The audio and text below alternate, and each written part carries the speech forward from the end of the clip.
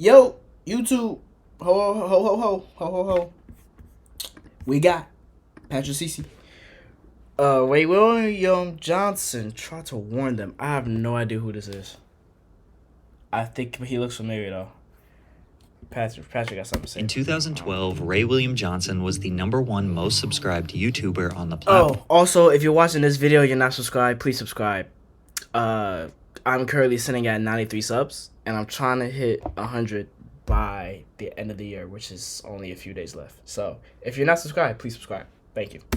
Which sounds like a great accomplishment, but it made him a target. Ray was in a feud with a merciless, greedy, and borderline evil company that was actively trying to leech every last dollar from big and small YouTubers all over the world. Some of your favorite creators were victims: PewDiePie, Moist Critical, Philip DeFranco, just to name a few. The ironic part is that this company, dubbed Maker Studios, was founded by other popular YouTubers. They really be your own people. However, the true kingpin of the Maker Studios mob was a man called Danny Zappin, a federal convict who got out of prison and exploited the untapped gold mine of YouTube money. However, despite Ray's valiant efforts of exposing the evil tactics of Zappin's company, it wasn't enough. Maker Studios would go on to sell to Disney for over $500 million. This dream team, guided by the vision of a federal convict, got filthy stinking rich at the expense of hardworking YouTubers around the world. This is how they did it. YouTube launched in May of 2005. Danny Zappin, aka Danny Diamonds, was one of their early users because he was on house arrest with nothing to do but browse the internet all day. In 2000, Danny moved to Los Angeles to be an actor but failed. He claimed it's because he confronted Hollywood's gatekeepers after being denied multiple roles and they blacklisted him. Because of this, Zappin needed money, so he smuggled ecstasy, got caught, and was sentenced to 2 years in prison. Danny began uploading videos to sites like Crap TV before he was arrested, so YouTube was like a shiny new toy when he got out. YouTube gained 30,000 unique users a day after its beta release in May 2005, and by the time it officially released into crazy part is I wasn't even born then. I was born 2 months later.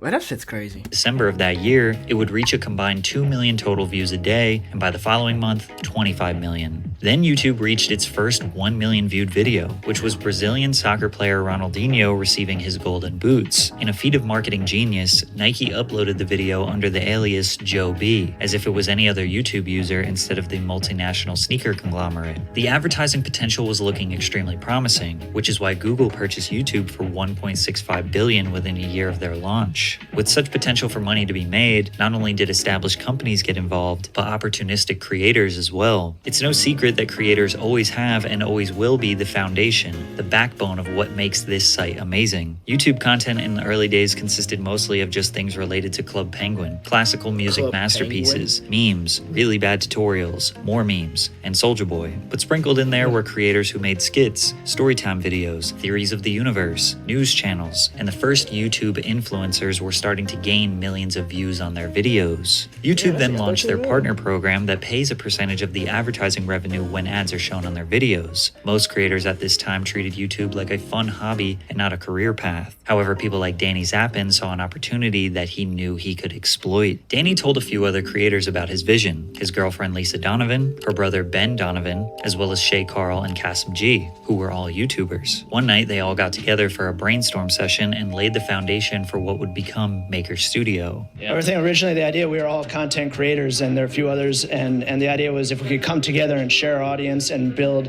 an infrastructure, we could all scale and build a company, to what it is today. And I made videos, but I didn't know how to do other things. Like I wasn't a great editor. I didn't know how to shoot things, and Maker gave me a place where all that was handled, and all I had to do was just try and be funny. And that working together, you can help one another, and I think driving audience to one another and helping new talent that hadn't been established grow an audience, I think is really exciting. And they essentially came up with the idea for a studio to share resources and talent, similar to Hollywood studios that have been around for 100 years. Danny thought this was revolutionary, but the idea was nothing special. Most people didn't know why we were founding Maker, and we couldn't get any of our actor friends to participate. The most popular YouTube content was low-quality webcam videos of people with simple ideas and a lot of personality. Why do they need a professional studio? Well, the answer was they didn't. And even 15 years later, many of your favorite creators today are just people in their room coming up with stuff. But Danny had a plan, and step one was to create a success.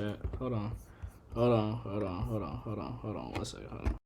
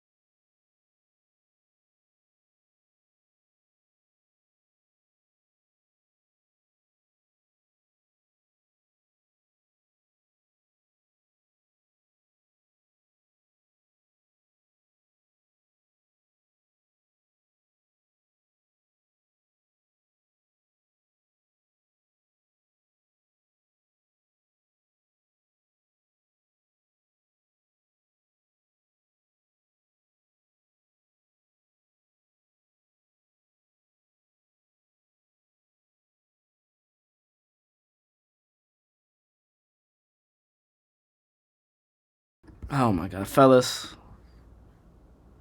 Don't become friends with women. Only reason I say that is because they'll call you 24/7 with their problems. I'm kidding. Become friends with anyone you want to become friends with. Oh gosh, Jesus Christ. Become friends with whoever you want to play. I'm just joking. Success story to prove this could work. Danny and the group launched a collaborative channel called The Station, which even included Shane Dawson, Philip DeFranco, and Shane Hi, Dawson. I'm Ron. Like Maker him. believed each of those stars could be I'll keep used that to in, direct too, fans just to to new irritate. artists, which inspired the company to build a network of affiliated channels. And they were right. They had immediate success with Hot Girls on Teen Cribs, amassing 60 million views. What's up, MTV? My name's Ariel. Welcome to my crib. Let me show you around. Meet my less attractive friend, Jasmine. She's super ugly, but don't hold it against her. The station established an office was funny space back where they then. would connect That's during crazy. work days to plan, shoot, and edit the content. They recruited more people to be a part of the team. Andrea's Choice, What a Day Derek, Cecily, The Fine Bros, who changed their channel to React, Michael Gallagher from Totally Sketch, Timothy De La Ghetto, the list goes on and on. Their main type of content were comedy sketches, similar to College Humor, but way worse. I've been working at this bar for 2 months now, and I gotta say, these people are really into their craft beers. Can I get a Pooch Daddy Saison? You guys got any Blue Caboose barley wine? One doppelganger doppelbock. Hey, Teach, do you? Do I what? Do you? Splooge! I would never. You should. Splooge is the new cool thing. Most of their humor was extremely low-hanging fruit, men dressing up as women, playing on racial stereotypes, and trying to make anything as sexual as possible. 99% of this content aged terribly, but this was a time where the edgier you were on YouTube, the more views you could get. See, I missed that, man. It's just comedy, like the racial jokes. The racial jokes, especially that, mainly. Because, like, everyone was mature enough.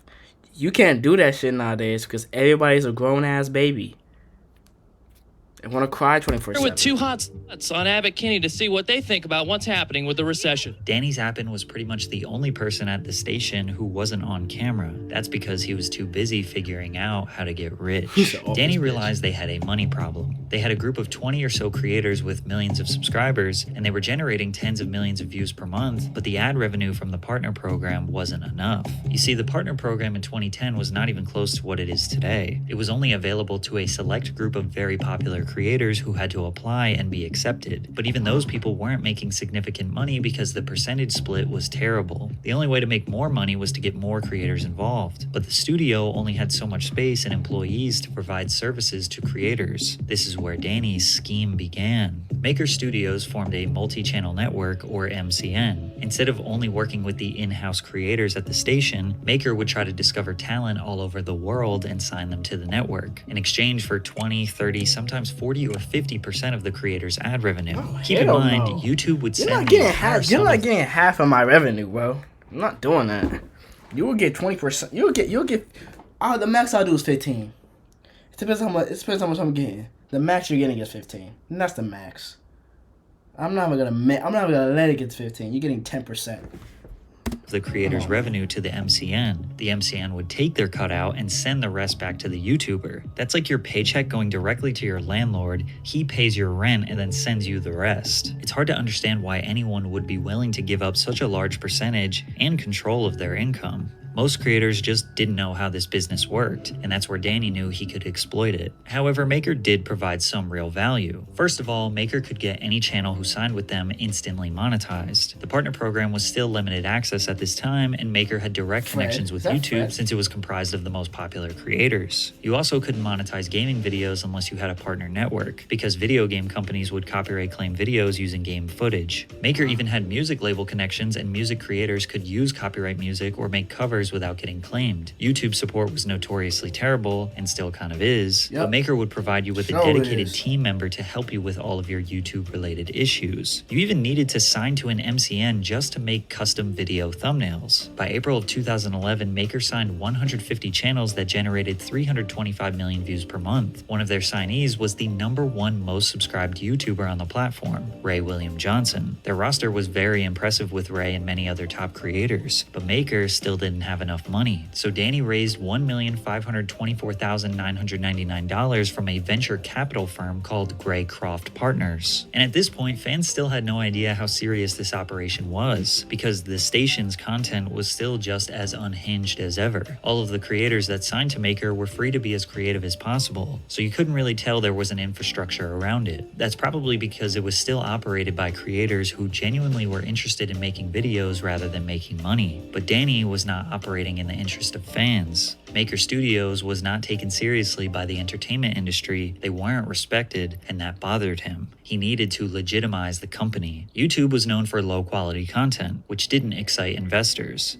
I think the next stage that YouTube will eventually go to is what Netflix is doing. I think they'll step up and they'll start doing quality content and programming in the same manner. That's not just, Annoying Orange is huge and it's great, but the production value in a lot of it, and I'm not knocking them, but the production value on the majority of YouTube videos is not there. But I think once they step up to that next level, and I don't know what your plans are, but then yeah, it becomes its own network, just like Netflix and all these others that you're going to see popping up. So Danny wanted to make their company as big and legit as possible. By mid-2012, they signed over 2,000 new channels and had viewership in the hundreds of millions. They leveled up from their previous makeshift office space to a now 40,000 square foot series of buildings in Culver City. They grew to 260 employees, a group that includes advertising sales, business development, and tech people. And I bet you they're all assholes too on top of that. To create animated series and shows that could be formed into movies, traditional television shows, merchandise, etc. But their most popular signees were still just regular YouTubers. Maker created what looked like a very successful production studio with multiple different departments servicing their clients, when in reality, it wasn't being put to use. And out of desperation, Danny Zappin made a critical error. Most of Maker's money was coming from their top few creators. Ray William Johnson was their cash cow. Danny approached Ray and said Maker needed a bigger cut of revenue from his online show, Equals 3. He asked Ray to renegotiate their existing contract 8 months prior to its expiration. Ray said, the terms were incredibly aggressive. They wanted 40% of my YouTube channel's AdSense revenue after production costs, and more importantly, they wanted 50% of the show's intellectual property in perpetuity. No, they tripping. And perpetuity means forever. He refused the new terms of the contract. Maker Studio took offense to his refusal, so they threatened to shut down his projects. When I politely refused their deal, as it was not in my best interest, they became increasingly aggressive. Negotiations quickly became a bizarre pissing contest between the heads at Maker Studios and myself, and I wouldn't hand over my intellectual property, and they wouldn't stop aggressively trying to get me to sign it over to them. On top of that, Ray claimed that they would not give him any of his AdSense money, because remember, it all goes... On top of that, Ray claimed that... If all my contracts with Maker Studios have expired, and they were still refusing to give me back my AdSense. Wow. They would not give him any of his AdSense money, because remember, it all goes to the MCN before the creator. Now, in the near future, Equals 3 will no longer be part of the Maker Studios network, so I'm gonna film here for a while. Even if I don't have the proper equipment at home, even if I have to film butt naked in a back alley, you guys are getting an episode, goddammit. After Ray William Johnson announced his departure, Maker Studios released a petty public statement. Ray is still part of the Maker network. However, with the recent decline in viewership on Equals 3, it made sense for him to go back to producing the show himself. Maker providing a full production staff of 12 people, including a team of writers, was no longer a viable option for Equals 3. What does that mean, bro? Ray vehemently denies that he ever had 12 people and writers working on his show, nor was his viewership declining. This led to a meeting to resolve the issue, where the CEO promised to return Ray's YouTube AdSense account to him. However, that never happened. They haven't made reasonable attempts to give it back to me. They are now even trying to leverage my own AdSense account against me so that I will sign over all your favorite Martians' intellectual property, void my stock options in the company, and sign a confidentiality agreement to never tell the truth. That's crazy. We wouldn't know about this hostage situation if Ray didn't post all of the information in an article published by New Media Rockstars. The other thing that he revealed to the world was that Danny Zappin was a convicted felon, and that he was waiting for his criminal record to be expunged so that he could officially become CEO of Maker. The ex-con texted Ray at 1 a.m. and said, "Your lack of integrity and character are sad. F you, prepare for war, bitch." Ray tweeted that nasty text that Danny sent to him, and then Shane Dawson replied with, "I got the same text 3 years ago. Oh, YouTube." Which is interesting since Shane Dawson was a part of the original The Studio crew, then seemingly disappeared. Philip DeFranco said, "There's a theme here," seemingly hinting that he has had the same beef with Danny Zappin. Then the Fine Bros also implied the same thing. Kasim G seemed annoyed at Phil for speaking up. Philly D, you feeling okay? Kasim G, just wondering how you and your guys can sweep this one under the rug. This was one of the first big pieces of drama that YouTube had seen. Shay Carl immediately defended Danny. We're not the type of people that is going to try to like keep money from somebody or hold Ray William Johnson's AdSense account hostage. That is definitely not our intention, and that's not Danny Diamond's intention, and that's not Maker Studios' intention. Sure. I am proud to be part of Maker Studios. Maker Studios has done a lot for a lot of YouTubers. They have made it possible for over 350 people to earn a living in this YouTube space. People like my brother and my sister have medical benefits because of Maker Studios, because of people like Danny Diamond and Lisa Nova, and a lot of YouTubers, countless YouTubers, would not be where they're at today, me included, me especially, if it wasn't for Danny Diamond's idea and passion for this company. It's no surprise that Kasim and Shay rushed to defend Danny, as they were two original founders who were set to make a ton of money during the sale of Maker, whereas Ray, Shane, Phillip, and the Fine Bros were not founders, but the people who had the most clout that made Maker famous, and at that time were bringing in the views to boost the company's portfolio. Fans didn't know if they should support the creators who had nothing to gain by outing Danny, or support the creators who founded the company set to make millions of dollars. Because in the middle of this drama, Time Warner acquired a % stake in the company for $36 million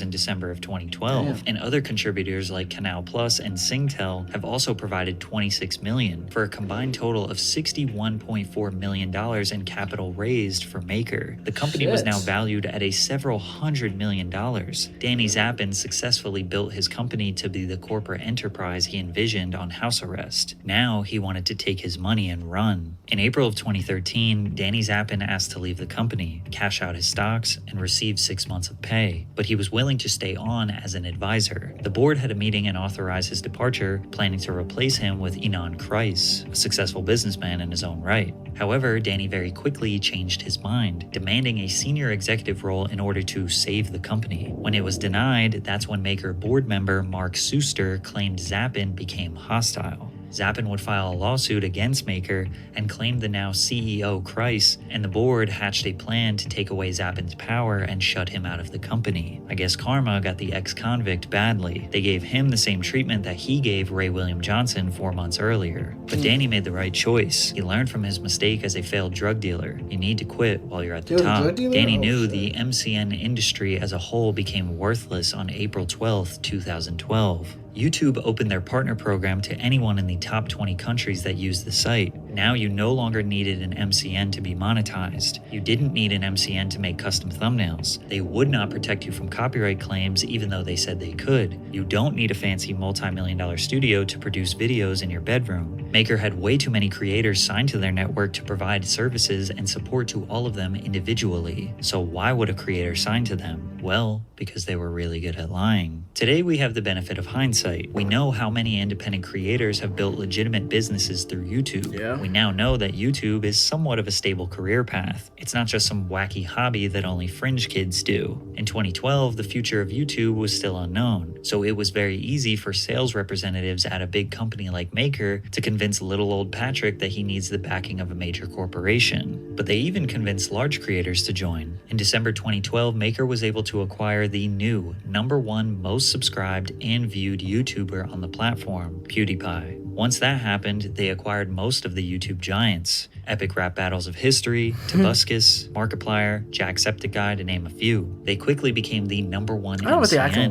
By early 2014, they had over 55,000 signed creators to their network. But big creators like PewDiePie likely were not giving 10 to 40% of their ad revenue to Maker, especially amidst their bad press. Some creators gave Maker 0% of their ad revenue, and the reason Maker took 0% was more devious than you could imagine. The fact that MCNs received the entire ad revenue check from YouTube, then took a small percent or 0% before sending it to the creator was crucial for their business model. It makes their cash flow look insane. Maker's bank accounts were holding tens of hundreds of millions in cash. MCNs used these numbers to convince investors that YouTube was an untapped gold mine, and it was because of their content strategies. The other number they used to trick investors was views. By signing top talent, they were able to show how many views, aka advertisement potential, they were generating. Every all-hands meeting was led off with the number of views they were doing, 10 billion billion views, 11 billion, 12 billion. But the reason the views were growing was because the network kept growing and we were just adding more and more channels. Also, Maker did not technically own the content that creators like Markiplier and PewDiePie put out. It was riddled with copyright material and couldn't be sold to other platforms. Investors did not understand YouTube at all, but they couldn't ignore the money. In 2013, Maker generated $370 million in ad revenue, and $70 million of that was in direct sales. If you watch my previous video on Disney, then you know that in the mid-2010s, they were on fire with every aspect of their business, looking to take full control of every content medium in existence. They wanted to buy their way into YouTube, and in March of 2014, Disney acquired Maker Studios for $500 million, with the promise of up to $950 million if they met their targets. The final number ended up being $650 million. Original founders like Kasim G, Lisa Nova, and Shay Carl made a fortune. This is going to change our lives and the lives of my children forever. Forever. This will change my kids' life.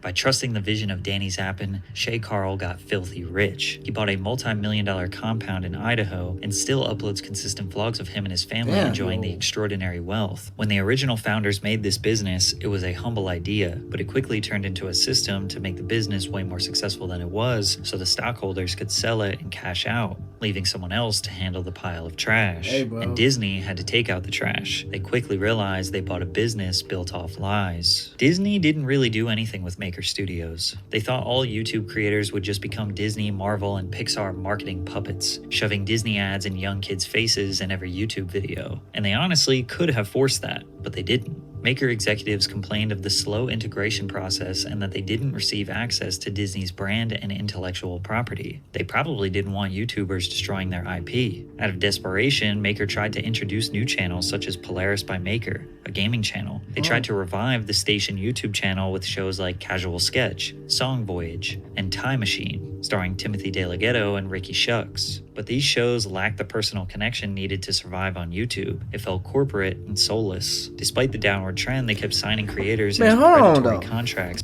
So wait a minute. So you tell me they were like push.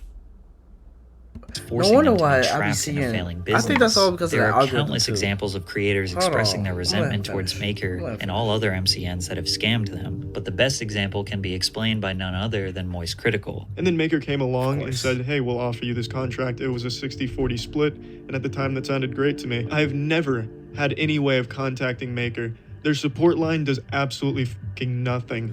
And if you don't have your channel manager there to be that bridge, then you just have no way of getting in touch with Maker. It would sometimes take up to 3 months to get one check from Maker. It was last year when my channel got disabled due to false copyright strikes. I could not contact Maker no matter what. I did everything possible to get in contact with them. A contract shouldn't auto-renew. You should have to sign off on it each time it tries to renew. Maker Studios is just so lazy, so unorganized, and just doesn't give a about any of the people in their network. Insanely unfair money splits, terrible communication, no assistance with copyright. But wait a minute. What does that sound like though? Chat? What does that sound like? That sound like, you know? Wait a minute, no, I'm gonna say it again. So unorganized and just doesn't give a fuck about any of the people in their network. Insanely unfair money splits, terrible communication, no assistance with copyright, and automatically renewing contracts that creators. What does that sound like? What does that sound like? What does that sound like? Cannot get out of. In a silver lining to a terrible situation, PewDiePie stepped in and saved the entirety of YouTube. His anti-Semitic joke and Nazi imagery had Maker immediately drop him from the network. Disney decided they could not take a risk on unpredictable YouTubers anymore. They cut support from over 60,000 YouTubers down to just 300. They rebranded Maker to Disney Digital Network, and now the MCN business is pretty much dead. It's hard to know if Danny knew this business would be a scam from the very beginning. It initially started out as a humble group of creators working together to achieve a common dream. And within a short few years, they were strongholding thousands of creators in evil contracts, forging their books to make themselves look successful, and almost destroyed YouTube as a whole. But I guess a few YouTubers got filthy rich, so it's all good, right? In 2012... That's wild. That is wild. But hey, again though, What does that sound like? We know what it sounds like. Unfair splits, zero communication, dumbass copyright policies. What does that sound like?